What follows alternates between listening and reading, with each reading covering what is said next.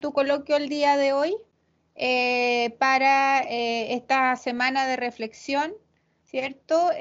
Yo creo que ya eres conocido, a lo menos por la audiencia que tienes hoy se ve ahí en los participantes, ¿cierto? El profesor Gonzalo Soto es profesor de pre y posgrado de nuestra universidad. Tiene líneas de investigación y exposición en artículos de masculinidades, igualdad de género y masculinidad, afecto, paternidades y sexualidad. Está involucrado en diversos proyectos, ¿cierto?, dentro de la universidad y también otros que son externos. Y actualmente eres director del Magíster Género y tú sigues el E título de tu intervención magíster psicosocial. e intervención psicosocial, ¿cierto?, de la Universidad Central. Gracias, Gonzalo. Te dejo con tu coloquio para que des inicio. Muchas gracias. Gracias, Carolina. Bueno, muchas gracias por estar en este martes a las 12 del día, un poco para poder conversar, chicos, chicas, y problematizar respecto de las violencias hegemónicas en tiempos de encierro. No hablo de pandemia, pero sí hablo de tiempos de encierro porque la pandemia nos encerró de alguna u otra forma. Entonces, cuando uno está encerrado y no tiene la libertad de movimiento habitual, pasan cosas en términos psicológicos, en términos experienciales, en términos relacionales. Como plantea Carolina, yo si bien soy psicólogo, fuera de la universidad también trabajo en terapia sexual y pareja y me he dado cuenta fuertemente de qué forma la tensión y los desajustes en pareja se han incrementado fuertemente producto de lo mismo. No como una problemática de la pareja, sino que como una problemática del no saber estar juntos tanto tiempo. Y esa experiencia del no saber estar juntos tanto tiempo también da cuenta de qué forma de repente caemos en la vorágine laboral cotidiana de otros rumbos que no son necesariamente los rumbos de la interdependencia, que no son los rumbos del cuidarnos, del acompañarnos. Entonces, de otra forma, eh, las dilemáticas de pareja, las dilemáticas interpersonales producto del encierro, no solamente se dan porque estamos con una crisis sanitaria que es amenazante, que agobia, sino que también de alguna otra forma el encierro da cuenta de esta posibilidad de introyectar, de introspectar, de pensar. El encierro genera agobios, pero también genera posibilidades. Entonces, de otra forma, el estar mirando el mundo desde nuestras ventanas y no desde afuera hacia nuestras ventanas, como lo hacíamos habitualmente, también da cuenta de que en estos encierros se establecen espacios o lugares donde aparece lo hegemónico como algo universal, como algo casi omnipresente, pero que se hace evidente en nuestra actualidad respecto de la violencia. Desde ahí entonces, la idea es yo poder contar un poco lo que voy a hablar y la hegemonía, en esta casi como palabra griega original, colegas, que dice de dirección, jefatura, la hegemonía de alguna otra forma da cuenta de... ¿se escucha bien?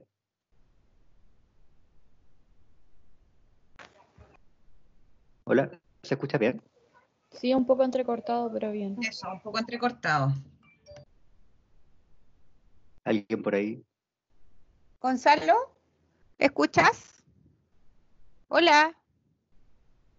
A ver, parece que a él se le fue el audio de ¿Se escucha nosotros, bien o chicos. no? Espérate. Ya ahí mejor creo. Gracias. ¿Sí? ¿Tú te escuchas bien? ¿Te ¿Nos escucho? escuchas a nosotros? ¿Sí? Ok, estamos bien Vale, entonces. vale. Entonces, hablando de la hegemonía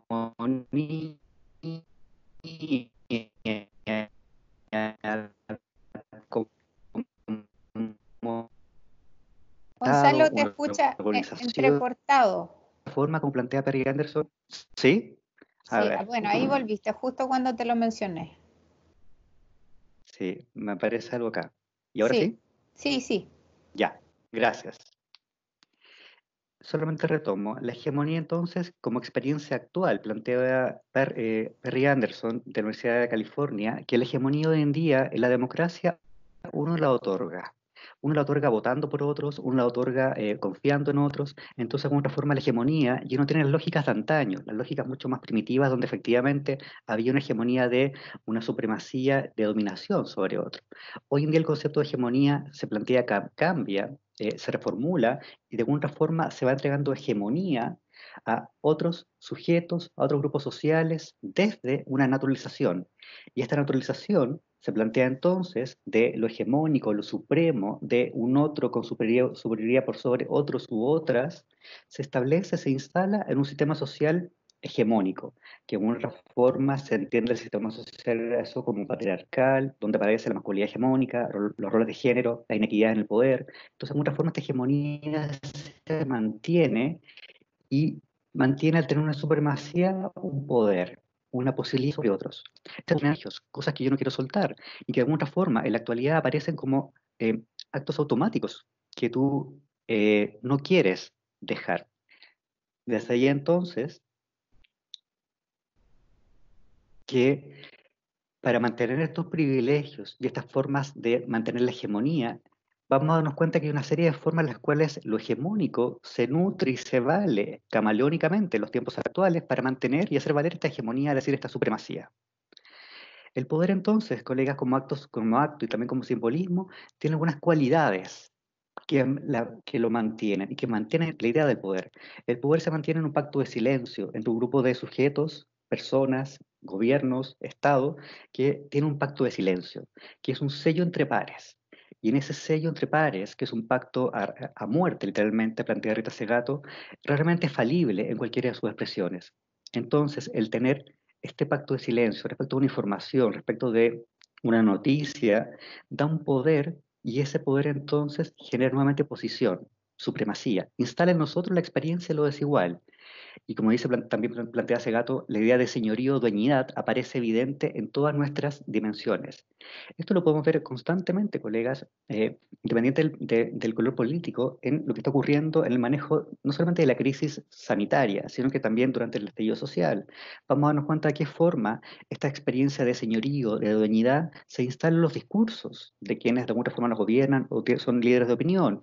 Esta supremacía, este pacto de silencio, este no saber qué va a ocurrir, de alguna otra forma genera una cierta lucidez en la ciudadanía que nos permite comprender este acto hegemónico en la actualidad, este acto donde de alguna forma hay un poder, un sistema social que quiere mantener una supremacía y que en los discursos trata camaleónicamente de decir que entiende, pero finalmente mantiene la hegemonía, el poder y al mantener el poder también cuotas de violencia. Desde ahí entonces, ¿cuál es nuestro escenario? El cual de repente, de un momento para otro, en marzo, 15 y 6 de marzo, nos vimos expuestos. Pérdida de la libertad de movimiento. Dejamos de movernos, dejamos de transitar, dejamos de alguna forma de tomar el metro, la micro, el auto para poder ir a cualquier lugar, a nuestros lugares de trabajo, a nuestros lugares de estudio. Dejamos de poder salir. Esa experiencia, colegas, en términos psicológicos, muy angustiante. Te desorganiza, te desorienta, porque de alguna forma esta posibilidad de moverse es un acto humano, es casi celular. ¿Ok? Entonces, en otra forma, la libertad de movimiento da cuenta de la pérdida de esta libertad. Entonces, cuando uno pierde esta libertad y de alguna forma se ve obligado, porque hay una amenaza sanitaria que te obliga a encerrarte, esa experiencia es muy choqueante inicialmente, es muy perturbadora y no se entiende. Y no se entiende no solamente en el momento, ya llevamos 2 meses, marzo, abril, mayo, sí, y efectivamente aún no se entiende. Entonces la experiencia, el anhelo de salir, el anhelo de ver a otros, se torna paradójico cuando de alguna otra forma la experiencia de cuidar, de ser con otros, de interactuar con otros en periodos no pandemia, no estaba. Entonces, de alguna forma aparecen en estas crisis también ciertas posibilidades que antes no estaban, pero con un costo efectivo, económico, sanitario y de muertes muy alto. En otro escenario mantenemos entonces lo sanitario, no solamente sanitario respecto de la posibilidad de contraer el virus, también la experiencia del temor al desempleo o el desempleo en sí. Estamos viendo que esta crisis no es solamente sanitaria, sino que también social, que venía siendo de antes. De alguna otra forma, las lógicas de gobernanza hegemónica plantean que hay que se privilegia la vida por sobre la economía. Tenemos dobles discursos ahí, yo creo, donde efectivamente el desempleo o el temor al desempleo sigue siendo usado como una forma de violencia. El temor a perder el trabajo hace que en algunas ocasiones las personas se sometan a cualquier mandato, situación, tensión, por no perder el empleo. Y eso es un acto muy hegemónico, de supremacía, pero también un acto violento en sí, en las no consideraciones, en el no comprender, en el no escuchar a la gente que está haciendo este trabajo. Nueva forma de eugenesia, de alguna otra forma, colegas, va a morir tanta gente, o está muriendo tanta gente, que de alguna otra forma la mirada más catastrófica plantea que alguien va a tener que decidir quién vive o quién muere. Esta nueva forma de eugenesia, este poder de decisión de alguna forma, ¿quién lo toma? ¿La verdad es solamente la ciencia? ¿Hay otras verdades respecto de esta pandemia? Si bien la ciencia de alguna forma es el acto comunicativo en sí y la ciencia como disciplina de alguna forma nos está contando, nos permite comprender cómo funciona esto, aparecen otras lógicas también de política, moral, respecto de el momento donde sí, ocurre esta catástrofe, que estamos todos de alguna forma pensando, como está en Nueva York, como está en otros países también, respecto de que no hay abasto. ¿Qué se hace? Esa experiencia de eugenesia, esa nueva forma, ¿quién la va a administrar? ¿Cómo se va a administrar si es que llegase a ocurrir? Estamos entonces en un espacio donde los imaginarios que perpetúan el agobio, como yo lo denomino, con un costo psicológico altísimo, imaginarios respecto del desempleo, de si alguien fallece, qué voy a hacer, si vivo la persona que fallece es fuera de Santiago, no puedo viajar. Aparecen una serie de imaginarios que de alguna forma incrementan el agobio, colegas, pero más que el agobio, la experiencia de la angustia. No olvidemos que la angustia surge en esta brecha entre el presente y el futuro, de alguna forma, en lo que está por venir. Y en este porvenir nuestro actual es todo tan incierto que por supuesto que entre mi presente y ese futuro, ese mes, esa semana que viene, en esa brecha, que es simbólica pero también es imaginaria y real, tiempos de temporalidad, genera la angustia. Hay imaginarios súper que tú puedes decir, pero ¿cómo tanto? Que de alguna forma agobian los imaginarios como estar encerrados, vamos a tener sexo constantemente. Todo lo opuesto. Mientras más encierro, menos deseo. Entonces, muchas de las dilemáticas que estoy viendo pareja actualmente es porque no hay deseo. Pero es evidente que no va a haber deseo porque estás encerrado. La forma en las cuales tú entiendes el deseo, la posibilidad de contacto con otro, sexual, erótico, afectivo, cualquier dimensión, pasa por una disposición. Cuando estamos con un costo psicológico, con imaginarios que perpetúan el agobio, la experiencia relacional por lo bajo se tensiona. Y lo que planteo entonces, la tensión, desajuste y disfunción en relaciones interpersonales.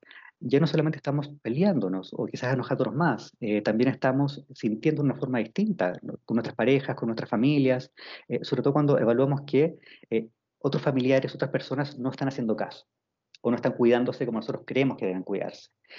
Y en todo esto, colegas, aparece esta otra idea, la experiencia de cuidarnos, la experiencia de estar juntos. Entonces tenemos los comerciales respecto de estamos tan lejos, pero tan cercanos gracias a la tecnología. Ayer mi colega Salinas hablaba de esta pandemia y lo poshumano.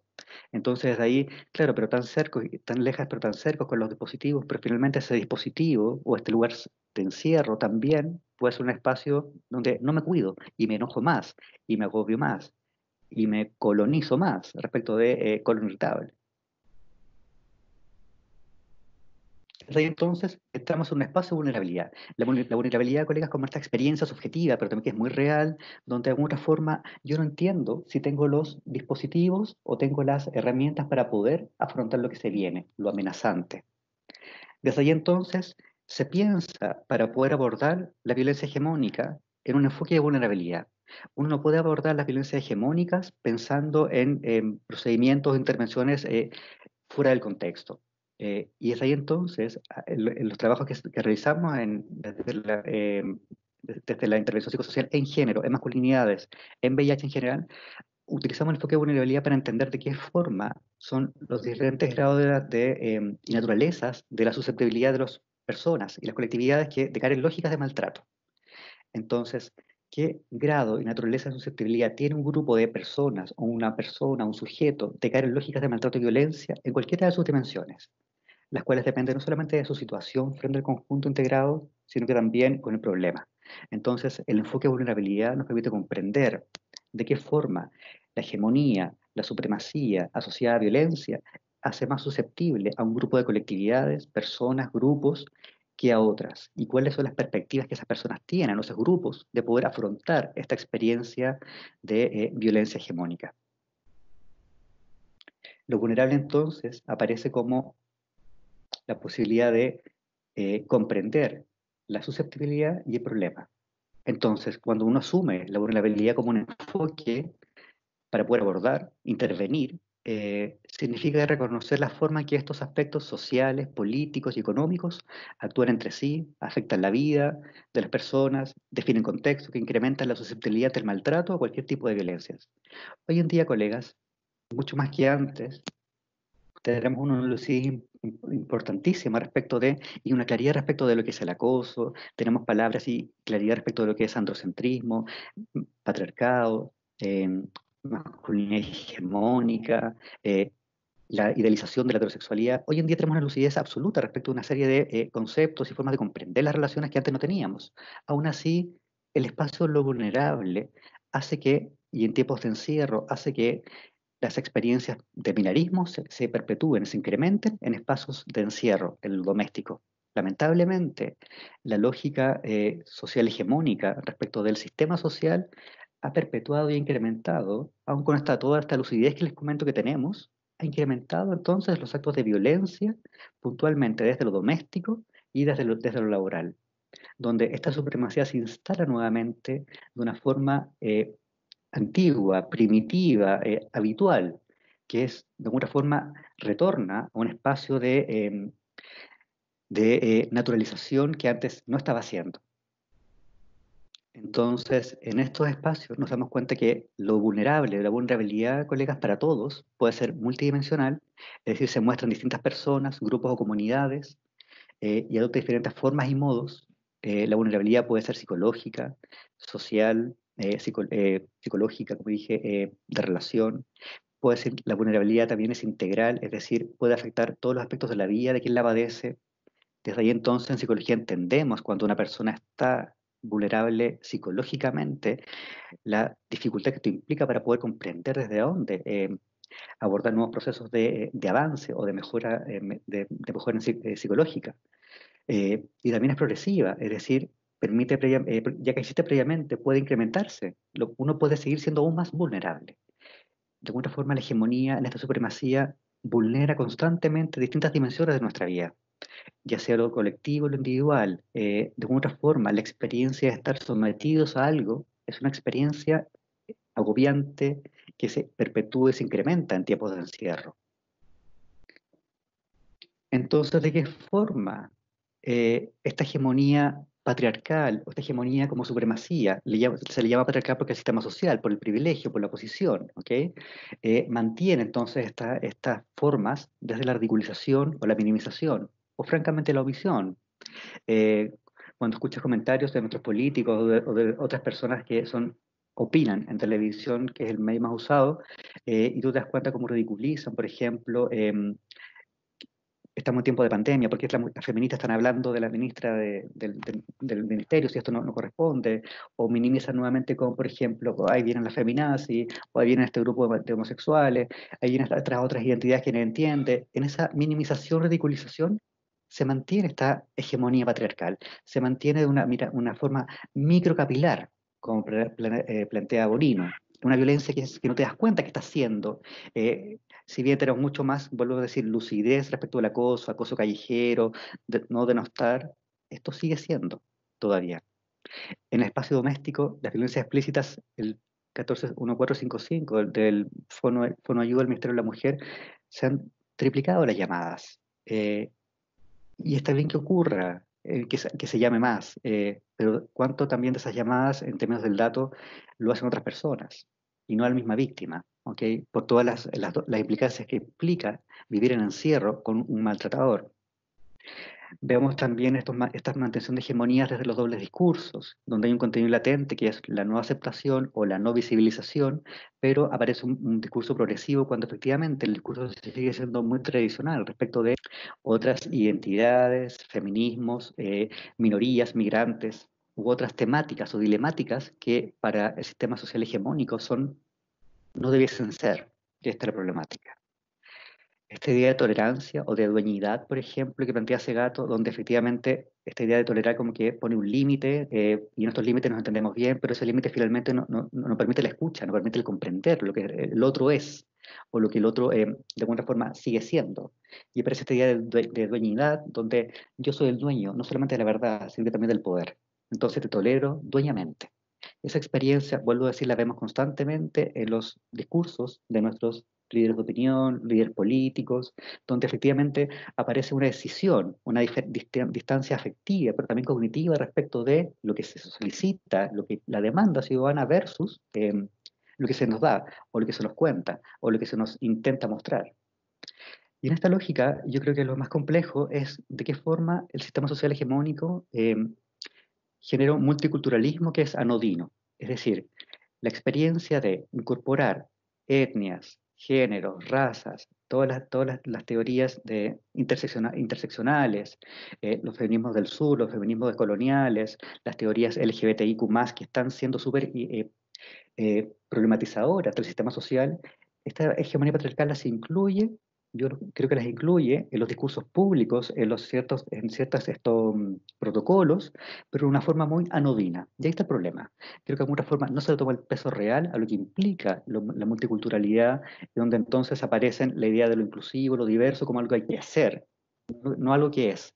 Entonces, en esa lógica aparece esta tolerancia, este doble discurso, esta ridiculización de este multiculturalismo que es todo lo contrario a la experiencia del sistema social hegemónico, donde la masculinidad hegemónica es originalmente blanca, heterosexual, ojalá media rubia, eh, que atenta contra, o que no es todo lo que podría ser lo multicultural.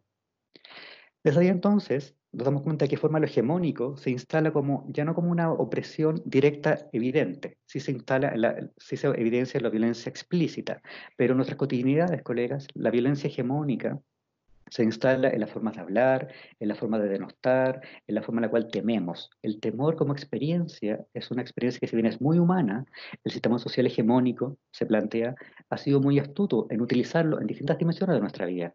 Y en esa utilización, en ese temor, comenzamos a vulnerarnos. Y en esa vulnerabilidad, como esta evaluación de poca disponibilidad o de pocos recursos, es que se instala la posibilidad de ser nuevamente violentados, vulnerados. Entonces, ¿qué ocurre respecto de violencia de género y binarismo de género con el COVID-19, el tiempos de encierro? Un informe que salió el 9 de mayo en la encuesta Claves, que es una consultora acá en Chile, respecto de COVID y tareas domésticas durante el encierro, da cuenta que el 56% de las mujeres cocinan versus el 30% de los hombres. Ellas lavan un 53% más que ellos con un 22%. El cuidado de los hijos de ellas es un 51% más versus un 18% de ellos. Las tareas de limpieza están más asociadas a ellas todavía, un 53%, a diferencia de un 27%. Por otro lado, un 31% tienen una percepción ellas de agobio. No olvidemos que el agobio como experiencia psicológica da cuenta de una preocupación, de una sensación de no tener tiempo, de no poder avanzar, de no poder ejecutar lo que tienes que ejecutar. El agobio da cuenta de una sensación de opresión también, versus un 17% nosotros. Todo esto, colegas, de alguna forma da cuenta de qué forma un periodo de encierro, de domesticidad, los roles de género nuevamente se establecen binariamente. Es decir, aun cuando tenemos mayor lucidez, tenemos mayor conciencia y claridad respecto de esto y de lo que no debe ser, finalmente retornamos a las lógicas tradicionales hegemónicas. Fíjate entonces de qué forma el encierro es un espacio de seguridad para lo hegemónico, pero de inseguridad para aquello que se revela contra esta experiencia de la violencia hegemónica. Algo que ha sido fundamental y muy complejo es la experiencia del cuidado, colegas. El cuidado sigue estando asociadas a ellas. El cuidado de los hijos, con quién dejarlos, cómo administrar el día a día de los hijos, la colación, después del colegio, el antes del colegio, ya no se puede. Entonces han perdido las relaciones para el cuidado. Y no porque las otras personas no quieran cuidar, estamos en tiempo de pandemia, entonces no se puede. Y por lo general esta gente que cuidaba a los hijos eran las mamás o personas mayores, que de alguna forma eran un referente importantísimo para poder establecer y mantener estas relaciones de cuidado de hijos. Hoy en día entonces los hijos están dentro de casa con todo lo que eso implica, pero si eso le sumas toda esta otra dilemática propia de lo doméstico que lo siguen tomando ellas por sobre ellos, la experiencia de agobio es el doble. Y la experiencia de injusticia se instala también en el agobio. Entonces la experiencia de molestia, en esta lucidez que tienen hoy en día hombres y mujeres, tenemos respecto de lo equitativo, lo corresponsable, se instala nuevamente como un acto de injusticia.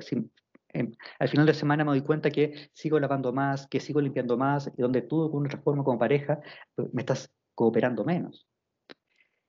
Y solamente pongo un dato que es importante, que no es menor tampoco, que el 52% de las mujeres investigadoras, en un estudio que se hizo en la Católica también ahora en marzo, ha disminuido su productividad producto de lo doméstico. Es decir, aparece la experiencia, los relatos de que las mujeres investigadoras en ciencias biológicas, sociales en general, han disminuido su productividad académica porque han debido preocuparse más del hogar, han tenido que estar durante el día haciendo acciones del hogar y cuidado de los niños para que en la noche entonces puedan dedicarse a producir o a trabajar en lo que ellas están dedicadas.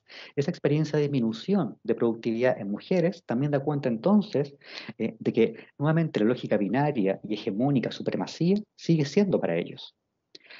Lo que también da cuenta, colegas, de una evidencia de ausencia y de falta de claridad absoluta de lo que es la corresponsabilidad doméstica. Entonces, la corresponsabilidad doméstica no es la buena onda de ayudar a lavar los platos. La corresponsabilidad doméstica da cuenta de otras lógicas, que son otras lógicas de accionar, pero también son lógicas de relación, son lógicas de afecto, son lógicas también de aproximarnos como pareja, como sujetos, como comunidad, como grupo de sujetos que vive en esto que llamamos familia. Desde ahí entonces se instala esta falta de claridad respecto de lo que es la corresponsabilidad doméstica. Entonces, si en esto le sumamos estas cifras y también sumamos mayor consumo de alcohol y de pornografía en un estudio sobre masculinidades que se hizo en Argentina hace poco, la bomba es perfecta. Entonces, medio borracho, consumiendo pornografía como sujeto más hegemónico patriarcal, en la mirada más clásica, aun cuando no lo sea, pero lo tengo instalado, y efectivamente tú me estás molestando por esto y esto otro, en un espacio de encierro, de agobio, de no claridad, efectivamente puede salir un empujón. Y de un empujón, pasar de un empujón a una cachetada, el paso es mínimo. Entonces, muchas lógicas que antes no estaban siendo, en el encierro se instalan, se perpetúan y se gestan producto de estas lógicas hegemónicas, donde de alguna forma, vuelvo a decir, el encierro ha sido un espacio propicio fecundo para mantener estas violencias hegemónicas. Voy cerrando con esto para poder conversar. Entonces, estas violencias hegemónicas, como les comentaba, aparece la violencia doméstica. Aparece la violencia doméstica en el grito, en la expulsión, en la descalificación. Aparece en la tensión que se instala en las relaciones de pareja, donde aparecen entonces las lógicas del poder económico. Yo gano más, entonces tengo que trabajar más porque yo gano más. Entonces me molesta menos y tengo que hacer menos cosas en la casa porque gano más. Esa experiencia de quién gana más se instaló fuertemente como dilemática y problemática dentro de las relaciones de pareja. La violencia laboral, colegas. Muchos de nosotros estamos en teletrabajo, estudiando en teletrabajo, haciendo acciones en teletrabajo. Hay una serie de otras personas que trabajan, que de alguna forma están haciendo cualquier cosa por demostrar a la jefatura que están trabajando. Esa experiencia es muy violenta también, tener que mostrar por mostrar. Si no hay tanta claridad respecto de tu jefatura, de qué hay que hacer, propone un par de cosas, pero de alguna forma muchas personas hoy en día están siendo mucho más agobiadas porque sabiendo que no tienen mucho que hacer, porque su trabajo no implica algo tan a distancia, tienen que dar cuenta de algo. Hemos llegado a casos en registros donde algunas personas que se sacan una foto haciendo aseo en su casa para mostrar que están haciendo algo y que no están durmiendo. Esa experiencia también es muy hegemónica y es muy violenta. Tenemos casos de personas que trabajan en el hogar y que trabajan en acciones como de secretaría, asistencia, por ejemplo, y con niños en casa, puede que el computador se les eche a perder, un niño bota un vaso de agua en el computador y las jefaturas descuentan eso. Entonces, ahí tú ves una serie de injusticias y de poca claridad que se torna violento, en este caso para el trabajador también. Toda la experiencia, colegas, de las violencias a otras identidades no binarias, la cantidad de hombres y mujeres que están sufriendo en este momento en sus casas porque su familia no acepta su orientación, identidad o forma en la cual se viste, es abrumante.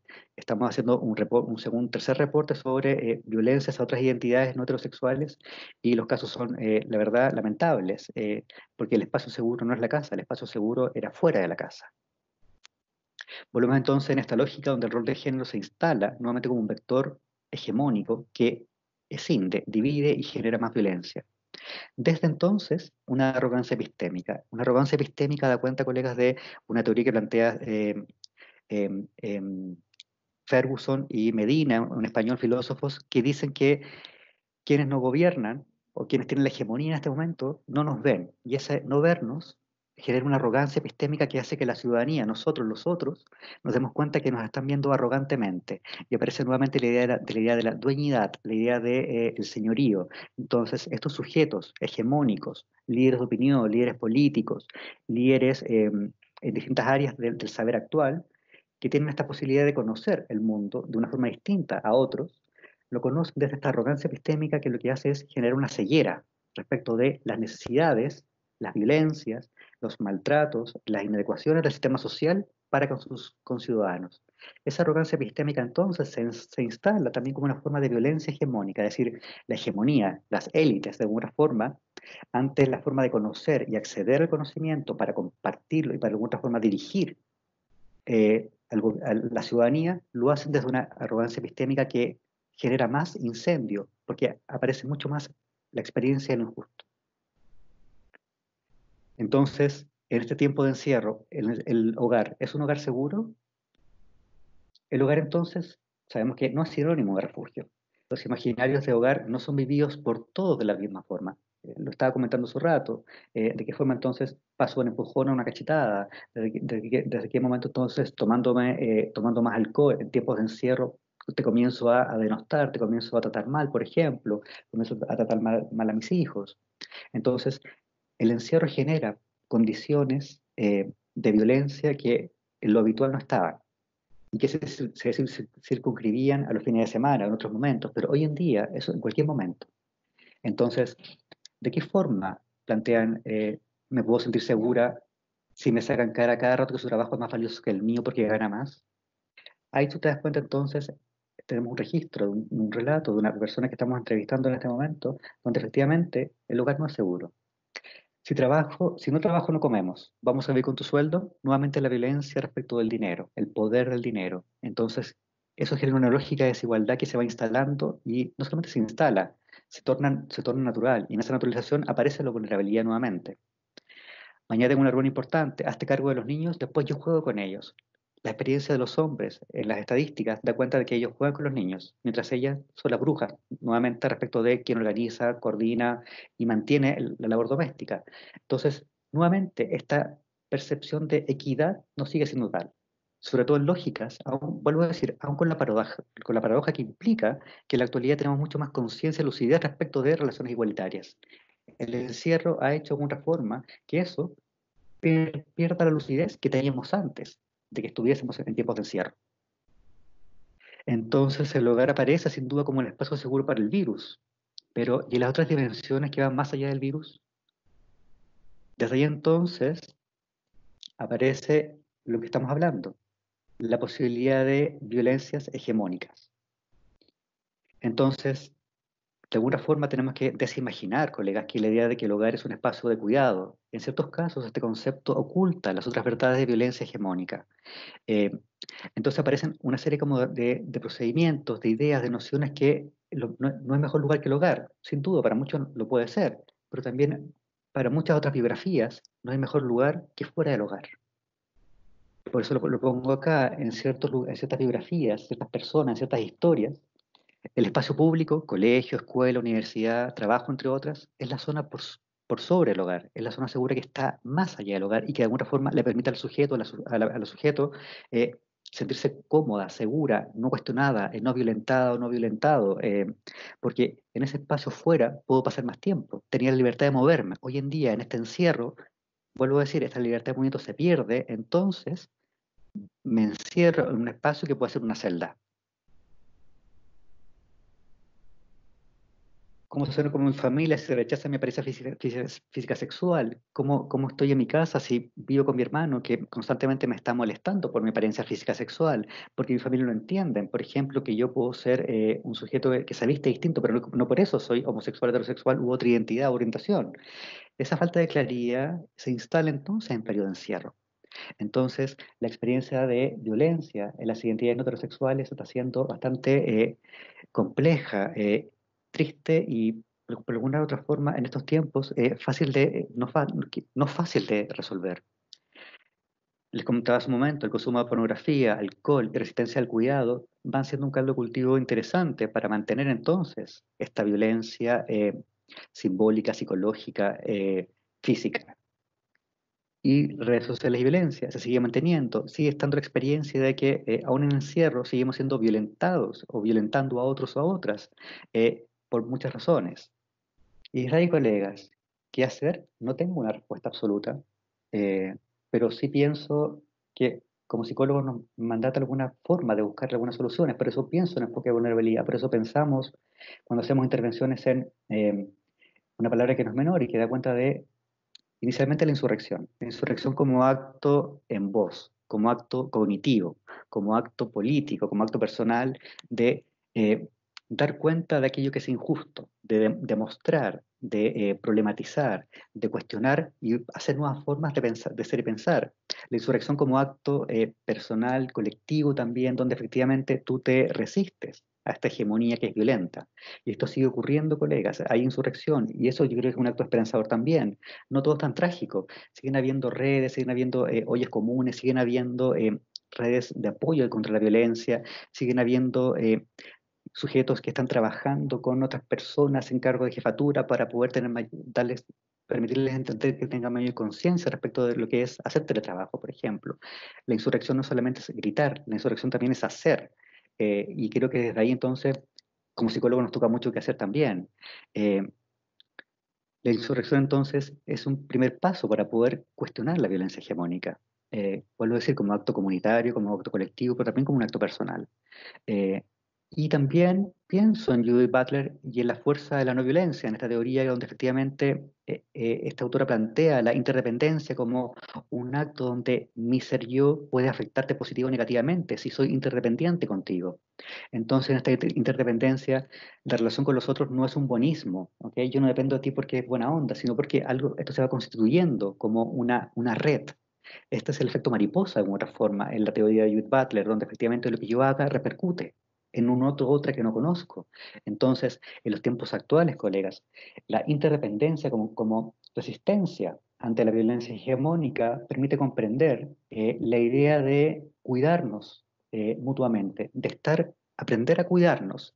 De alguna forma, esta pandemia, el encierro, la violencia implica cuidarnos, pero también implica ser insurrectos y ser interdependientes respecto de una relación con otros que se va constituyendo, aun con gente que creo que no conozco. Esta interdependencia entonces va a hacer que, de alguna forma, se genere una especie de red que tiene conciencia, lucidez respecto de los actos de violencia hegemónica para poder en esta interdependencia denunciarlos, problematizarlos y también intervenir. Entonces, en esta interdependencia como teoría de la no violencia, estamos conectados no solo con personas que conozco, con comunidades a las que pertenezco, sino también con el extraño. Entonces, el extraño y la extraña en esta interdependencia es la vecina del otro lado del bloque, es la persona que está al lado, vive en otro lado de la población del edificio.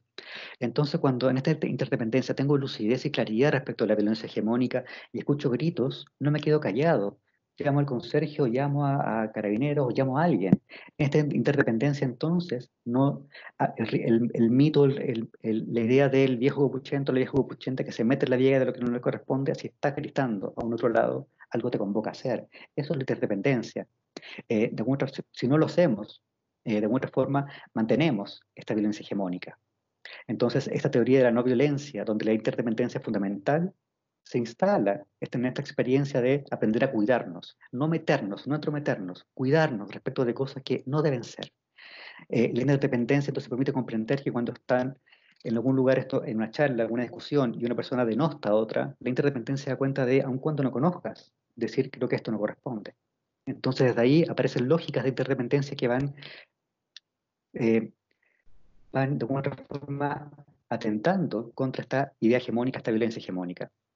Porque en esta interdependencia, como les comentaba, si bien estamos conectados no solo con personas que conozco, con comunidades que pertenezco, sino que también con el extraño, en esta experiencia puedo entonces dañar a ese extraño o ser dañado por ese extraño. Y esto es cierto no solo en el mundo creado por el virus, colega, sino que también en nuestro mundo cotidiano. Y esta es la forma, plantea Butler, y a mí me hace harto sentido, en la cual uno puede combatir la violencia hegemónica, ya que este yo que soy puede dañar o ser dañado también. Entonces, en esta experiencia de interdependencia, donde el mínimo común denominador es tener cautela, lucidez y claridad respecto de formas de inequidad, formas de desigualdad, formas de denotación, formas de discriminación, este yo que soy, puedo ser dañado por otros desde la lógica hegemónica o puedo dañar a otros también. Porque la hegemonía inhabilita el potencial de la reciprocidad y por ende de lo habitable en sus muchas manifestaciones. Entonces lo habitable aparece como una experiencia de poder transitar libremente desde la no hegemonía, sin temer angustiosamente, como lo ha hecho el sistema social capital también, en la experiencia del trabajar, donde el trabajo es de alguna forma el todo, y el temor a perderlo hace que uno se doblegue, se sienta vulnerable y se disponga a la posible violencia hegemónica. La interdependencia entonces como acto concreto se observa en qué, en lo que estamos viendo hace mucho tiempo, en redes de apoyo, estar atentos al otro y a sus dinámicas, dejar de temer por temer tan propio del ego capitalista. Se observa también en las acciones concretas, en el teléfono 1455, en la red chilena de Mujeres contra la Violencia, en las redes vecinales, en las redes sociales y comunitarias. Es decir, esta interdependencia va muy de la mano con la experiencia comunitaria. No obstante, de alguna forma, la violencia hegemónica en sus modos nos dispara ciertas formas camaleónicas a través de no te metes en la vida ajena, viejo copuchento, vieja copuchenta, eres entrometido, eres esto. De alguna forma son las lógicas a través de las cuales la violencia hegemónica o la hegemonía para mantener esta supremacía se instala en estas posibilidades de violencia, de combatir la violencia, para perpetuar y mantener entonces estas formas de violencia hegemónica.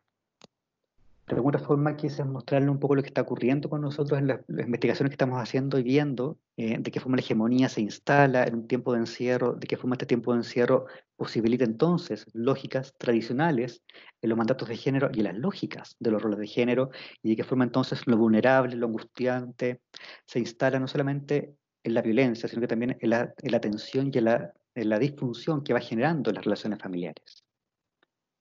Eso. No sé si alguien quiere hacer alguna opinión, compartir, para no hablar solo yo.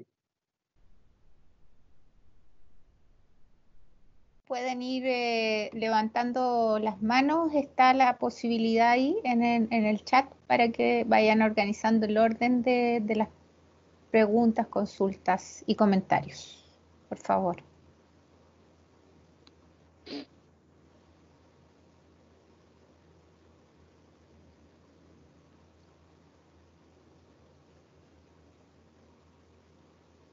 Matías, ahí está Gonzalo. ¿Quiere hacer una pregunta, Matías? ¿Sí? Hola, buenas tardes. Hola, Matías. Se me viene a la mente el conflicto que van a estar viviendo los niños y niñas que están en estos tiempos de encierro, así como me pienso qué consecuencias van a tener a futuro, porque por ejemplo, si un niño, bueno, yo creo que ya de por sí está atravesado por estas hegemonías, si un niño, la poca libertad que entre comillas tiene puede ser los momentos de recreación en el aula, o el ir al colegio, el estar con sus pares. A día de hoy están encerrados frente a una pandemia que lo acosa, que no sabe qué es, y a la parte de estar encerrados con su papá, con su mamá, que no sabemos quién son, pueden igual coartar, entre comillas, la infancia del niño, ¿no? O la Mira, niña. sí, una buena pregunta. Yo creo que yo estoy hablando más de los adultos, pero efectivamente todas las infancias también se van a ver afectadas. Bueno, todos nos vamos a ver afectados en este porvenir, que como te decía, que es bien angustiante y bien incierto.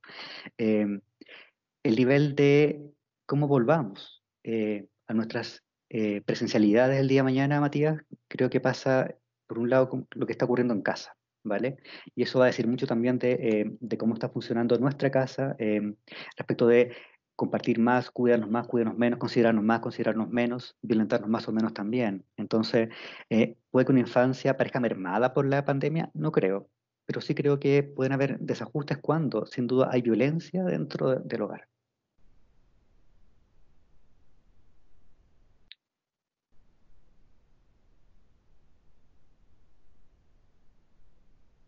¿Alguien más tiene alguna duda, observación?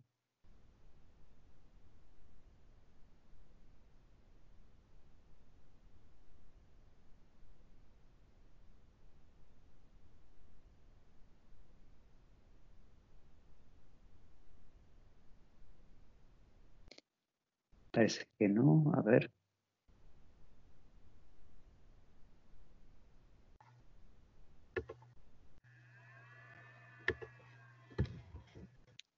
Gonzalo Mufarreg está levantando su manito, el Perfecto. colega de La Serena. ¿Sí? Y después Diego, vale. Sí. Gracias, Carolina.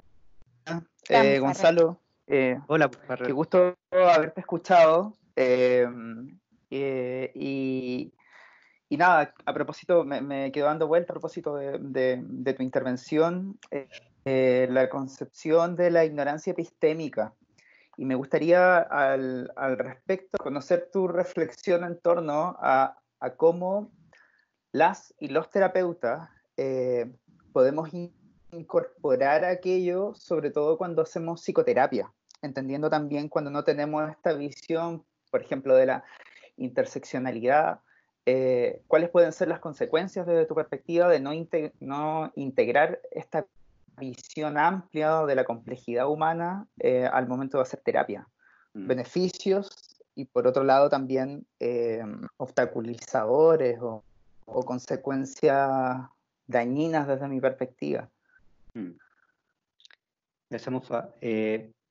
Mira, la arrogancia epistémica surge, colegas, como una teoría que se llama teorías de las resistencias epistémicas. Las resistencias epistémicas, de alguna forma, son resistencias a las formas de conocer tradicionalmente dados por este sistema social hegemónico. ¿Okay? Entonces, la teoría de las resistencias epistémicas es súper interesante porque nos permite comprender a nosotros de qué forma las élites funcionan en estas lógicas de poder, de gobernanza, pacto sellado, pocas veces falible, y esa forma de conocer de estas élites de alguna forma a la ciudadanía o a otros permite comprender ciertas lógicas de arrogancia epistémica. Y desde ahí entonces, si yo soy un terapeuta, que aun cuando no trabaje necesariamente en el tema de terapia de pareja, con todas las teorías que implican, ¿no?, trabajar en parejas y que incorpora teoría feminista, puedo caer, Mufa, creo yo, como terapeuta, en la arrogancia terapéutica. No sé si le puedo dar otro nombre, y en esta arrogancia terapéutica puedo comenzar a hacer evaluaciones previas, antes de tiempo, no problematizar, que es lo que plantea el paciente, puedo dar por check, ¿me entiendes o no? Y creo que ahí todos podemos caer un poco en eso, ¿ah? Y de repente yo me he sorprendido sin darme cuenta, haciendo diagnósticos previos o ideas previas antes de que la pareja o la persona que me está consultando me comente.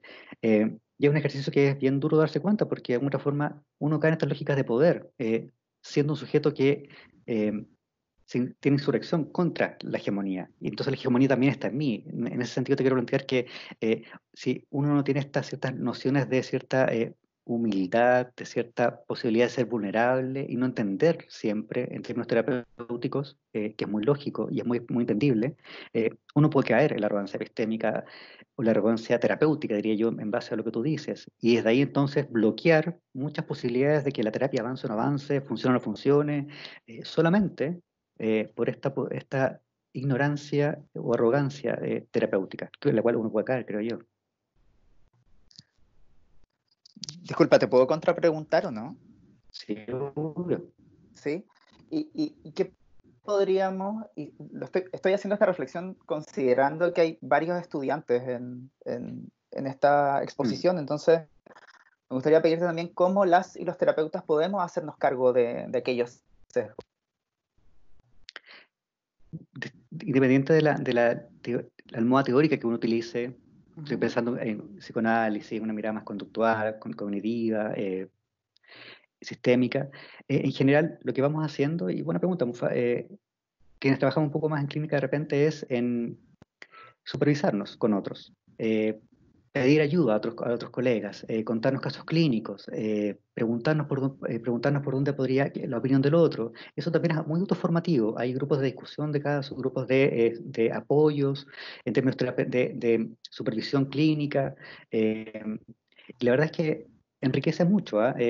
Pero fíjate que igual en los tiempos actuales, antes de la pandemia, incluso hacerse un espacio para poder preguntarle a un colega en una sesión de supervisión clínica, por ejemplo, también estaba muy, se hacía poco, salvo en algunas personas que lo hacen con mayor habitualidad, pero la posibilidad de poder estar compartiendo con otros la experiencia, el conocimiento de un caso clínico o de tus casos clínicos es fundamental. De lo contrario, te aíslas y en este aislamiento puedes caer en lo que hablamos hace un rato, que es la ignorancia epistémica, terapéutica o arrogancia terapéutica. Gracias, Gonzalo. A ti, Mufa. Estaba Diego y después viene Franco.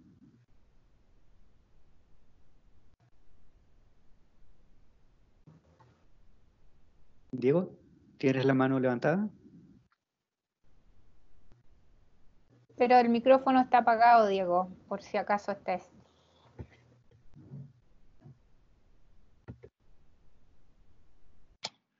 Hay una consulta en el chat. Bien, la veo. Gracias, Karina.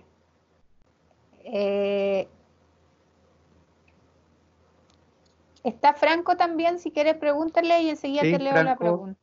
Franco Gaete. Vale. ¿Se escucha? ¿Aló? Sí, hola Franco. Bueno, hola, un gusto. Espera. Vuelvo en un rato, es que tenía la pregunta en mi mente, pero pasó algo aquí y me distraje. Bien, te leo, Gonzalo, una pregunta que está en el Sí. chat. Hola, también tengo una consulta. Bueno, Valentina hace esta pregunta. En el ámbito relacional de parejas, en el cambio de menor deseo sexual, ¿qué otras causas, además del encierro, se deben a esta respuesta y por qué? Vale. Mira, las dilemáticas que estoy recibiendo fuertemente son, yo diría, en pareja son dos. Una, el imaginario social de que estamos encerrados, entonces vamos a poder tener un sexo fabuloso 24 horas al día, 24/7. En ese imaginario social, que es el escenario hegemónico y que es propio también de la hegemonía respecto de control de la sexualidad, de alguna forma, aparece este imaginario en los que estamos encerrados hoy en día como que eso va a ser, wow, una fiesta constante. Todo lo opuesto a lo que es, ¿ok? En lavar platos, en hacer un montón de cosas, en estar mal humor. Por un lado, esa frustración de imaginario, ¿vale? Y eso aparece bien frecuentemente como motivo de conflicto en la pareja, ya sea porque uno tiene más ganas o la otra o la inversa, y entonces aparece esa primera frustración, que es la frustración entre el deseo social o el imaginario social y lo que ocurre realmente en la pareja. Y otra causa, se me está yendo la señal, ahí sí. Sí. Y otra causa que aparece bien tensionada es la dificultad de deseo sexual en nosotros los hombres. Las consultas que estoy recibiendo más fuertemente, bueno, es más mi área también, es por dificultad en el deseo para poder tener, más que tener ganas, da cuenta con el deseo de poder disfrutar lo que se está haciendo. No solamente lo sexual, sino que también la experiencia. Y eso también da cuenta de una dificultad de entender el deseo como algo más que solamente un acto coital o erótico, la experiencia de la masculinidad. Y desde ahí creo que una de las grandes dificultades que estamos teniendo los hombres hoy en día es para entender que el deseo no solamente deseo sexual, el deseo también es el disfrute por la pega que hago, por la familia que tengo, por cómo me siento yo como sujeto. Entonces hay toda una escisión, estar escindido respecto de la experiencia del deseo, la experiencia de desear y asociarlo con solamente el acto sexual. Otra dilemática fuerte, y creo que es la más recurrente, es que las parejas al parecer no hemos sabido, y me incluyo porque también soy un sujeto que está en pareja y antes vivía mucho más fuera de mi casa que dentro de mi casa, no hemos sabido las parejas ser pareja, entendernos, acompañarnos, aburrirnos solos, estar aburridos como pareja. Al parecer la vorágine externa nos permitía salir a cualquier lado y disminuir la posibilidad de estar aburridos. La experiencia de estar aburrido en pareja es una experiencia que está siendo nueva para ellos y genera tensiones, porque no se puede hacer mucho más. Si le sumamos entonces el imaginario social del sexo 24/7, que no se está haciendo, entonces vamos generando mucho más eh, dificultades en la relación, pero fíjate que muchas de esas dificultades de la relación están dadas por imaginarios sociales, más que los que la pareja se construyó. De alguna forma nos subimos a un carro social en la dinámica pareja. Yo creo que estamos encerrados, no sabemos aburrirnos juntos, que también es parte de las pegas de estar en pareja. Uno se aburre con la pareja y uno de repente se aburre de la pareja, en el sentido como de todo el día lo mismo. Pero esa experiencia, fíjate que las parejas la están sintiendo harto. Y lo hablo también como sujeto que vive en pareja. Por eso, no sé si voy respondiendo un poco a la pregunta que hacía Carolina. Valentina. Valentina. Veo que hay otra pregunta. Sí. Por aquí, Rocío, con una pregunta. Hola, ¿se escucha? Sí. Ah, perfecto. Sí, bueno, en los años en los cuales estudié sociología en la facultad era interdisciplinario, o sea, teníamos tanto las clases con sociología, psicología, trabajo social. Entonces, en esa línea, la pregunta que me surge, entendiendo que la vulneración es absolutamente multidimensional, lo permite todo, digamos, cuando un cientista social identifica que hay un sujeto que está vulnerado en sus derechos, esto extrapolándolo a todas las áreas de incidencia y de intervención.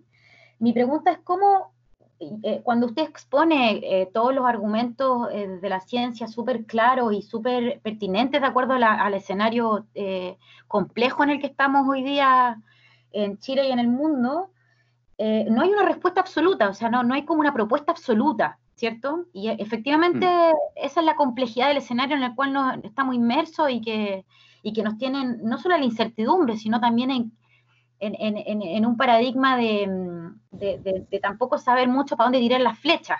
¿Me explico?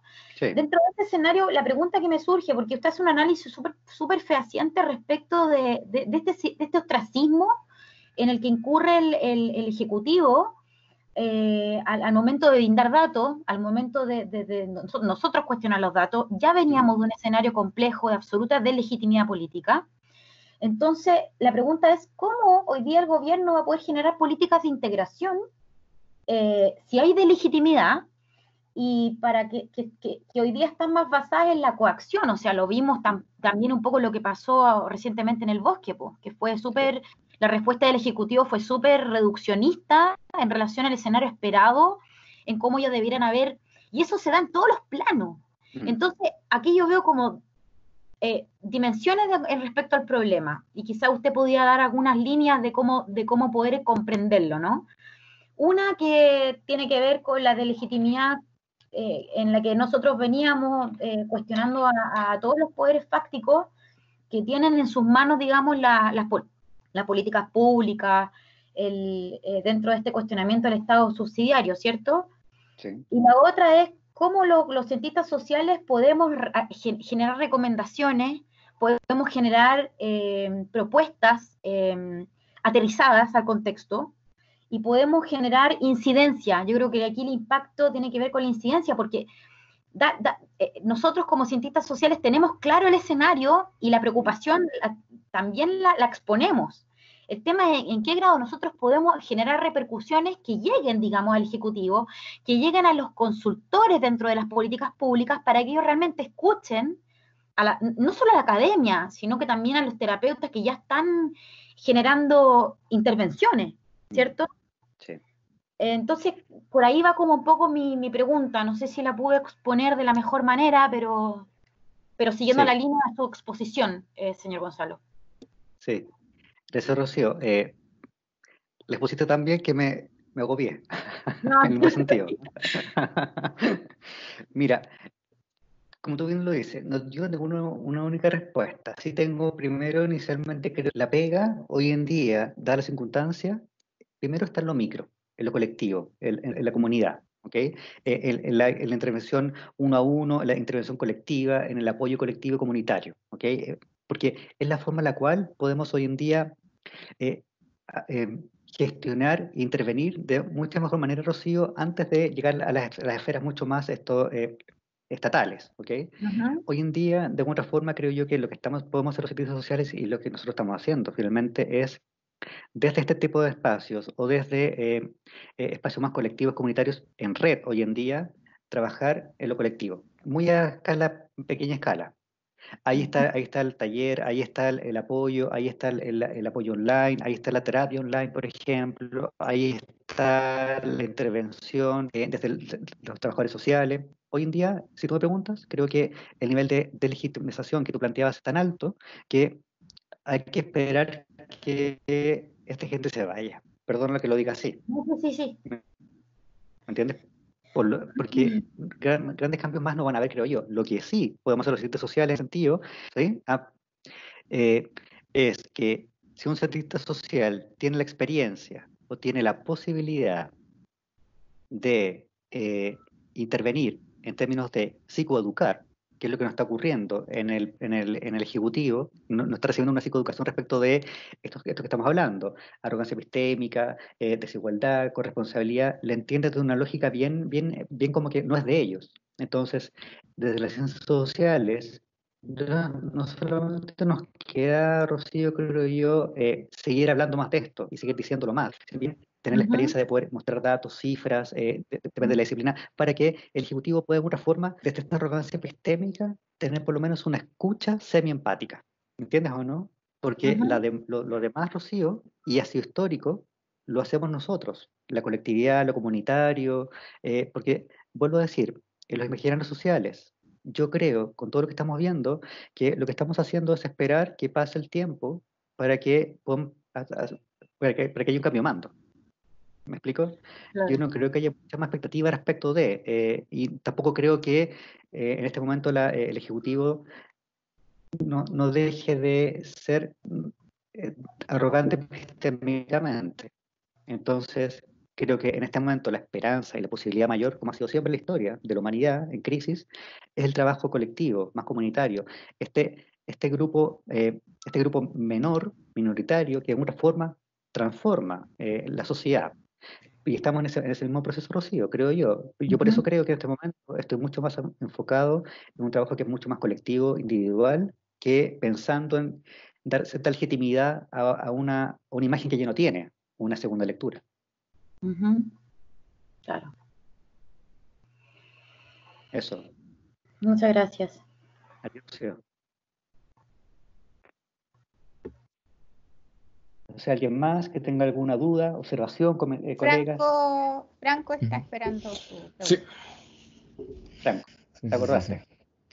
Yes. Sí, sí, con la intervención de Rocío se me hilaron bien los hilos. Tengo dos preguntas. Ujú. La primera, respecto a lo que dijo Rocío y lo que mencionaste, profesor, eh, es lo siguiente. Entonces, la labor del cientista social, ¿no? El psicólogo, el sociólogo, el cientista político, etcétera, es de alguna manera poner en el escenario político, social, así decirlo, situaciones, fenómenos, relatos que están sucediendo y visibilizarlos para así lograr subversión y no solo subversión, no solo hacer un cambio, sino visibilizar situaciones, ¿no? Sí. Ya, creo que respecto a eso, a lo que dijo Rocío, creo que la fuente de todo esto es el deseo por parte de los cientistas sociales de cambiar la situación, de hacer una subversión, de poder visibilizar situaciones y hacer un cambio. Entonces, teniendo eso en cuenta y llevándolo a la institución misma acá, yo he experimentado y he visto de mis compañeros y compañeras, he visto mucho ausencia de deseo, insatisfacción con las clases online, la labor educativa se está mermando, disminuye el deseo. Y yo mismo lo he experimentado, o sea, Mm. ese fulgor, no sé, esas ganas de aprender y de hacer un cambio con lo que estoy haciendo, que es psicología, se han ido mermando por la instancia de clase online y Mm. por la noción de los pagos, o sea, cada vez está más difícil poder, ¿cómo se llama? Llegar a fin de mes con los aranceles y todo eso, y creo que muchos están en esa situación y el deseo va disminuyendo. Entonces, esta es la pregunta, luego de toda esta introducción, ¿cuál es la situación de diálogo y qué opciones se están tomando debido a esto? Esta ausencia y disminución de deseo por falta de oportunidades económicas y de voluntad respecto a todo esto, Sí. porque sabemos que toda la situación nos está jodiendo la voluntad por los dilemas que hemos visto. Entonces, ¿cuál es la situación del diálogo entre estudiantes, ¿cómo se llama?, administrativos y autoridades en la universidad? Mm. ¿Qué se está haciendo? Buena pregunta, Franco. Ujú, Solo comentarte primero, creo yo que esto que ustedes plantean de la falta del deseo por las clases online, la, ujú. la- la voluntad, a nosotros como colegas, como profesores, también nos pasa. ¿Ah? Sí, sí, No, sí. no porque no queramos hacer clase, ojo, es porque también la experiencia del encierro, el agobio que yo hablaba hace un rato, la experiencia, eso hace que merme el deseo, la motivación, el motivo, entonces de alguna forma se vuelve tedioso, sin duda. Ujú, Entonces la experiencia de verdad es muy compartida. Como profesores, sin duda, por lo menos en psicología lo que hacemos es tener reuniones semanales para ver cómo va la cosa y apoyarnos un poco, tratando de que el agobio de la demanda externa que siempre está no nos consuma tanto. Claro. Y la experiencia como de los estudiantes, creo yo, Franco, entendemos perfectamente que hay una baja, que hay una desmotivación, porque también esto pasa por cuándo volveremos a un espacio de presencialidad que estamos añorando, ¿cachai, no? Ujú. Eso nosotros no lo podemos controlar, no lo sabemos. Lo que sí te puedo decir es que un poco hacer esto, esta pausa de alguna forma, donde podamos problematizar sobre este tipo de acciones, de alguna forma igual nos dan un poco más de esperanza. Y no sé si Claro. alcanza para el deseo, pero sí nos da una especie de esperanza, Franco, porque de repente en este tipo de seminarios caemos muchos como en una cierta desesperanza aprendida, ¿no es cierto? Que también es muy hegemónica. Entonces, Ujú. esa insurrección contra esa desesperanza aprendida se da en este tipo de conversatorios, de coloquios, donde también aparece una posibilidad, Franco, como de volver a encantarnos. Volver a encantarnos, no desde el imaginario como dulce, sino que así como, ah, ya, soy feliz después que termine esta charla. No, sino que entendiendo que eh, se me vienen por lo menos 2 meses más o 3 meses más en esta lógica. Estando en esta lógica, ¿qué es lo que me toca por pandemia? ¿Cómo funciona? ¿Ok? Ujú.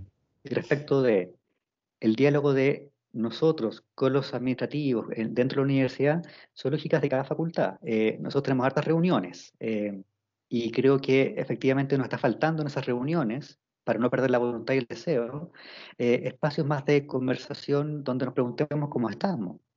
Y creo que de repente en eso también nosotros con los psicólogos también nos caemos, ¿ok? Y nos ponemos en la lógica productiva que nos quita la voluntad y no nos ponemos a pensar en cómo nos cuidamos. Mm. Y ahí creo que también de repente puede que nos falte un espacio con los estudiantes donde aparezca esta posibilidad de volver a comunicarnos no solamente desde la docencia, sino que también en otras lógicas, que es lo que estamos intentando hacer desde acá, Franco. Ujú. Y creo que si tú me preguntas, una buena lógica de no soltar este automatismo de la involuntad es también Ujú. pensar en estudiantes de psicología en esta carrera, esto, bueno, ¿qué podemos hacer como estudiantes? Proponerse de repente, dejar esa esperanza prendida y atreverse a pensar en otras nuevas formas de ser estudiante también. Pienso en, no sé, postularse a algún centro, algún cargo dentro de la universidad. Los estudiantes también pueden reencantarse dentro de los estatutos y también reformarlos, reformularlos. Entonces creo que también hay un espacio para Claro, claro. volver a reencantarse. No es fácil, Franco, ¿ah? Porque te vuelvo a Mm. decir, la experiencia como distímica, si fuésemos así como mucho más en la parte psiquiátrica, está distímica, está como experiencia afectiva, como que no te hace una depresión, pero que te tiene siempre agobiado, o como con bajo ánimo, no va a pasar de un rato para otro. Pero sí Claro. tenemos que hacernos cargo de eso. Sí, sí, sí, sí. Vale, gracias por tu respuesta. A ti. Yeah. Es para no negar nuestra realidad, ¿ah? Porque yo creo que uno puede tener un poco más de esperanza y posibilidad cuando asume la realidad que le toca en este momento. Mm. El teletrabajo, lo virtual, en mi rol como estudiante de psicología, en mi rol como profesor, en mi rol como papá, que también me canso, nos cansamos todos y estamos todos en la misma sintonía afectiva, viejo. Pero sí lo que nos podemos hacer es problematizar, cuestionar, enojarnos, tener esta insurrección que te digo, pero también ver de qué forma yo puedo también ser factor de cambio en uno de estos procesos y cómo me sitúo en este tiempo, que no es tan Claro, fácil. claro. Mm. Sí. Bueno, lo último que quería acotar era, ¿cómo se llama? Que claro, también dentro de todo esto se suele descalificar al otro, que creo que también en un inicio pequé de eso, como de descalificar que el otro está sintiendo lo mismo que uno. Se tiende a caer en el hiperindividualismo, si se quiere, con todo esto. Preguntaba también porque no estaba Que es el tan... anzuelo del ego capital, ¿ah? El ego El anzuelo. capitalista se Ujú. instala en la individualidad. En tiempos de pandemia, por eso no sabemos bien qué hacer de repente en cómo nos entendemos con otros. Si ahora tenemos que cuidarnos, aprender a acompañarnos, estar juntos. Entonces, en esa lógica, por supuesto que todos nos perdemos. Claro, vale. Gracias. A ti, Franco. No sé, chicos, chicas, alguien más que tenga alguna consulta, observación, ¿Está comentario también, su Felipe? opinión. ¿Está Felipe? ¿Felipe? Sí, Arregada. Felipe Arregada. Yo con esta pandemia, yo tenía una pregunta. O sea, estos espacios de reflexión, bueno, son muy buenos y me preguntaba si bueno, una vez que termine todo, obviamente no, yo creo que no será pronto, quizá en unos meses o quizá en unos años más. ¿Cómo la universidad, los profesores y también nosotros mismos, los alumnos, cómo, digamos, vamos a llevar esto cuando ya empiecen las clases presenciales?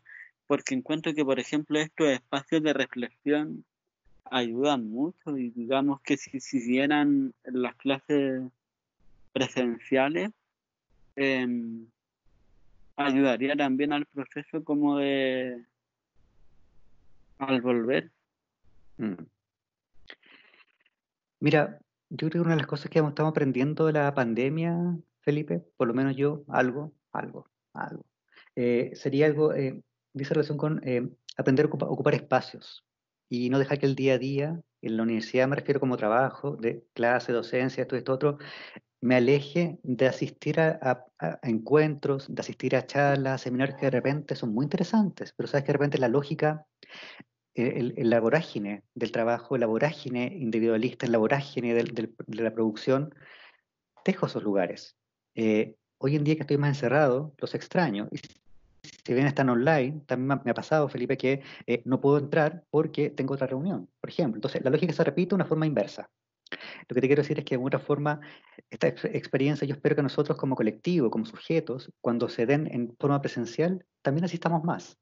Te lo digo como profesor, cuando estaba de repente en la universidad haciendo una charla, andaba casi ofreciendo chocolates para que fueran a las actividades, ¿me entiendes o no? Entonces, creo que esta experiencia, y que no solamente para los estudiantes, yo también como sujeto que va a otros lugares, este tiempo de pandemia me ha permitido un poco comprender la importancia de darle su justa medida a la vorágine, para poder instalar también y reflexionar respecto a otras cosas, aparte de lo que yo sé hacer solamente. Y espero que ese aprendizaje igual sea colectivo, como estudiantes de psicología, como cientistas sociales, como actores ciudadanos que en este tiempo de pandemia. Entonces, ¿de qué van a ver, Felipe? Van a ver, creo yo, y va a haber mucho espacio, y esto igual es formación, pero también creo que ojalá esto nos permita entender que podamos ir, para no quedarnos solamente en la lógica de nuestra producción, ya sea por trabajo o por estudiar. Veo que está Michelle también. Michelle Lillo. Sí, sí. Hola, Hola, Michelle. buenas tardes ya. Buenas tardes. Profesor Gonzalo, le quedaría hacer una consulta. Usted como profesor y psicólogo, ¿cómo diagnostica o se da cuenta de que un estudiante en el cual está haciendo clase online está pasando por un proceso de violencia? ¿Cuáles son los recursos que usted está utilizando en este minuto o los recursos que va a comenzar a utilizar o cómo la Escuela de Psicología está utilizando estos recursos o cómo pueden enseñar ustedes a nosotros a implementar esos recursos como estudiantes y compañeros de personas que pueden estar viviendo violencia hegemónica en el tiempo de encierro, que es lo que usted diagnostica en su título? Me disculpo por la huella, pero está mi hijo, Tranquila. está por acá revoloteando, Estamos, así que sí. eso. Escenario doméstico, no te preocupes. Sí. Mira, Michelle, más que un tip, una única forma, yo creo que, mira, denunciar o poder comprender cómo una persona está teniendo o padeciendo, viviendo algún tipo de violencia hegemónica, no hay una única respuesta. Lo que sí te puedo decir es que hay ciertas conductas que si tú las identificas, la persona aparece más retraída, habla menos, se expone menos, se esconde más, está menos presente. Y en tiempos de pandemia, entonces, uno siempre tiene cierta ritualidad o presencialidad o ciertas como cotidianidades, incluso virtuales, con algunas personas, incluso en tiempos de pandemia. Entonces, de alguna otra forma, creo que hoy en día, Michelle, hay una cosa que es bien intuitiva, que uno conoce que algo le está ocurriendo a un otro porque el otro aparece lo conductual como no tan claro para ti como si era antes. En esa como falta de claridad que antes tenías con esa persona que ahora no tienes, puede que aparezca una posibilidad de...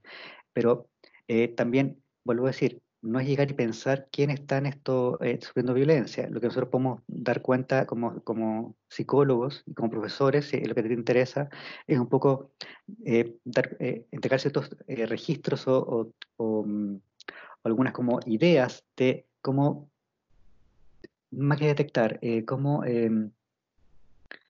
sospechar quizás, porque la sospecha es importante en este tipo de situaciones, ¿ah? Cuando uno evalúa, sospecha casos de violencia hegemónica en cualquier dimensión, uno tiene que conversar con la persona o alguien te lo diga, y ahí uno como psicólogo puede hacer algunas acciones en esta lógica de la interdependencia que te planteo yo en esta charla. Eh, yo siempre le digo a los estudiantes, un síntoma no hace un cuadro, ¿ok? Un síntoma no hace un diagnóstico. Entonces, yo soy bien cauteloso con diferenciar la experiencia sintomática del contexto, porque de repente puede que efectivamente la persona esté viviendo una experiencia de violencia hegemónica sin tener ningún síntoma. Entonces, en tiempos de pandemia, en temas de aislamiento, hoy en día lo que más podemos hacer y que yo propongo, sobre todo en temas de violencia doméstica, Michelle, es la interdependencia respecto de escucho gritos, escucho algún el sonido de portazos, por ejemplo. Estoy más que alerta, estamos, por lo menos en este edificio, estamos en red dispuestos para llamar al conserje prontamente. El conserje llama, por ejemplo, al departamento y si baja un poco el ruido, la experiencia, hay una especie como de estar alerta de otros, que es lo que es la forma por la cual combatimos la violencia hegemónica desde esta interdependencia. Eh, Desde eso, Michelle, te puedo decir, lo demás da cuenta de un poco más de un proceso que es más como persona a persona, o que alguien te comente. Desde ahí uno puede establecer ciertas directrices o dar algunas derivaciones para poder eh, disminuir en el caso que haya alguna violencia doméstica. Profesor, y en cuanto al cuerpo docente, hoy en día Universidad Central, ¿han pensado de alguna forma? Porque por lo menos yo asumo que no lo han hecho porque no lo he visto en la página principal, no lo he visto en el aula, donde tenemos más acceso de forma diaria.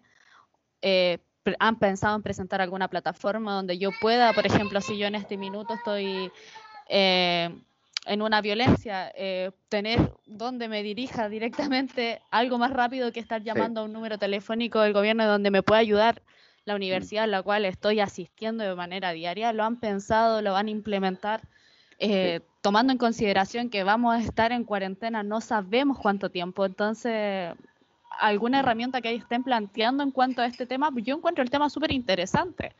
O sea, para mí ya es interesante estar dejando de hacer mis cosas para estar acá sentada y ver una pantalla y escucharlo a ustedes sobre un tema, pero sí sé que hay muchos compañeros que no lo han hecho por a veces motivo y a lo mejor muchas compañeras de las cuales sí están sufriendo un tema de encierro y un problema de violencia, no saben cómo hacerlo, porque a mí a lo mejor como compañera no me lo van a decir, pero y a otro tampoco, pero a lo mejor si tienen un enlace o alguna forma mucho más eficaz dentro del aula virtual, no sé si lo han pensado. Es solamente una idea y una consulta.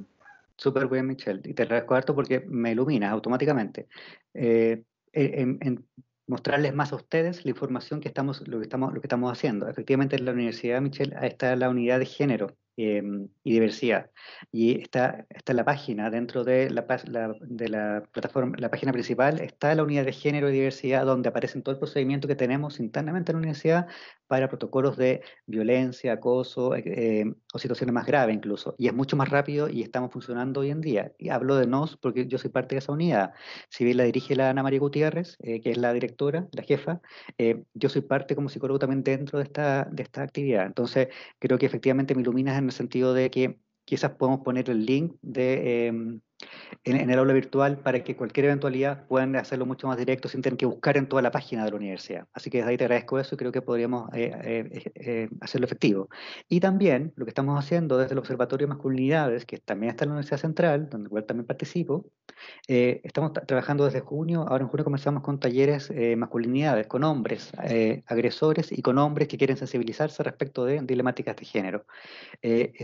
Son experiencias que son más como talleres de sensibilización y experiencia respecto de qué forma nuestra masculinidad, independiente si eres binario o no binario, está atravesado por la experiencia de la hegemonía y de qué forma esa hegemonía nosotros los hombres la hacemos sentir y valer con otras mujeres o en otras relaciones también. Entonces, estamos haciendo cosas y sin duda lo que tú me dices me hace mucho sentido para poder mostrárselo a ustedes, porque de repente hay tanta información que en esta cápsula informativa uno de repente se pierde. Así que gracias, Michelle. Gracias a usted, profesor. Bien, ¿alguien más, colegas? No sé. Catalina, Leiva. Sí, hola. Hola, Cata. Bueno, primero, qué rico escucharlos, también a Carolina. Sí, Cata. Mi pregunta es que así como más así como de relación, porque por ejemplo cuando mencionabas el tema de la interindependencia, el tema, por ejemplo, si un otro ve que hay una persona que está siendo agredida, también se puede tener en cuenta como el mismo concepto como cómplice. O sea, yo lo relaciono, por ejemplo, con la misma ley de infancia, cuando uno como psicólogo está viendo que el niño está siendo agredido o violentado, tiene como, si es que no me equivoco, eran como entre 24 o 48 horas para denunciar si no formas parte como de la misma violencia. Aquí, o sea, no sé si es como hay una ley como tal, pero es como a nivel como conceptual, también está como el hecho de, de que si un otro lo ve es como cómplice también como dentro de la misma, como aparte de la mantención de la violencia hegemónica patriarcal, es como también es como cómplice de esa misma violencia, ¿no? Sí, por eso tienes razón, Cata, y no es tan fácil cuando lo ves ahí, porque hay aspectos Sí, legales, bien protocolares, bien normativizados que son hegemónicos en sí. Entonces, de alguna forma, esta lógica de combatir la violencia con la interdependencia eh, implica el acto de insurrección en ese espacio. Entonces, tú podrías quedar como cómplice, sí, pero también aparece la posibilidad de que, sabiendo que siendo cómplice, develas esta información al organismo legal, protocolar que corresponde. ¿Cachai? ¿No? exacto. No te quedas solamente en el papeleo, ¿entiendes o no? Y ahí, créeme que los trabajadores sociales y quienes están trabajando también en leyes, sobre todo mujeres feministas que trabajan mucho en el ámbito de violencia, están haciendo cambios importantísimos respecto de procedimientos para que esto no siga ocurriendo que tú bien señalas y que sigue siendo, que te quedes entrampada finalmente. Exacto. Entonces hay una serie de abogadas feministas, abogadas en infancias, abogados en infancia y psicólogos también que están trabajando harto en el tema respecto de buscar el resquicio legal para que esta insurrección tenga una cabida en el espacio legal. Entonces hay una serie de asesorías para que esto que tú denuncias, Cata, no quede en el formato tradicional. Ya. Eso era. Te puedo dar los links porque hay lugares bien Sí, interesantes. sí. Ya. Gracias, Muchas Cata. gracias.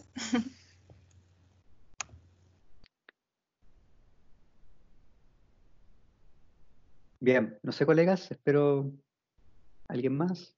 Comentario, queja, duda.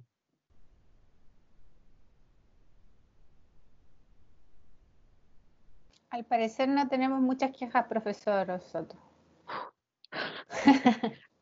Bien, yo creo que vamos dando cierre si no hay más preguntas. Al Sí. parecer no, estamos en hora ya de almuerzo, respetando lo cotidiano también. Agradecer la presencia, Gonzalo, ¿ah? Muy buena presentación de acuerdo a los comentarios. Muchas gracias. No sé si tú quieres decir algo del cierre. Sí, Carolina, muchas gracias también.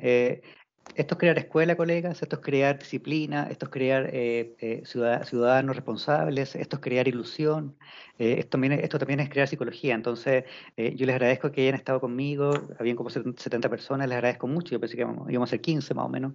Así que la verdad me halaga y me ilusiona en el buen sentido que mis colegas y mis otros pares se quieren interesar en este tipo de acciones que nos tocan a todos y de la cual también somos parte. Así que muchas gracias y nos vemos prontamente. Muchas gracias a ti, Gonzalo. Excelente presentación.